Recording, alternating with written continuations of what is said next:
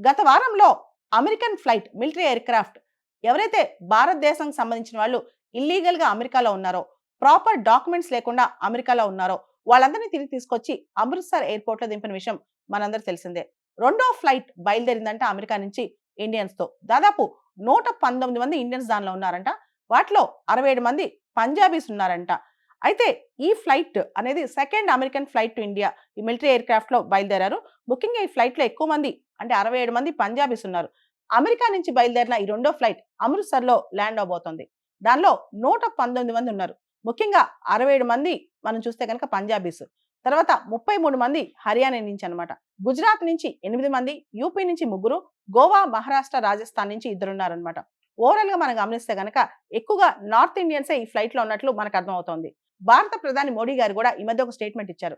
ఎవరైతే ఇండియన్స్ ఇల్లీగల్‌గా అమెరికాలో ఉన్నారో వాళ్ళని వెనక్కి తీసుకోవడానికి ఇండియా సిద్ధంగా ఉంది. జనరల్‌గా వీళ్ళందరూ కూడా చాలా ఆర్డినరీ ఇండియన్ సిటిజన్స్.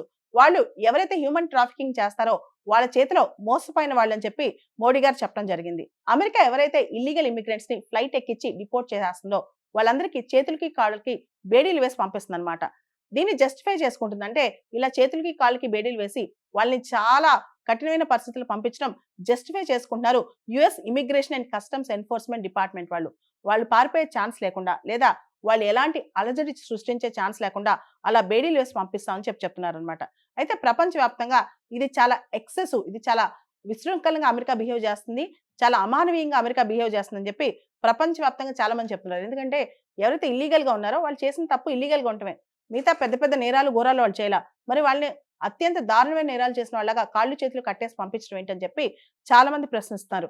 దీనికి సంబంధించి రీసెంట్ గా మన ఎక్స్టర్నల్ అఫైర్స్ మినిస్టర్ జయశంకర్ గారు పార్లమెంట్ లో మాట్లాడుతూ మేము వెనక్కి తీసుకుంటాం ఇల్లీగల్ డిపోర్టేషన్స్, ఎవరైతే ఇల్లీగల్ ఇండియన్స్ అమెరికాలో ఉన్నారో, కానీ వాళ్ళని చాలా డిగ్నిఫైడ్ గా తిరిగి పంపించాలి, ఇన్హ్యూమన్ ట్రీట్మెంట్ చేయకూడదని చెప్పి చెప్పడం జరిగిందనమాట.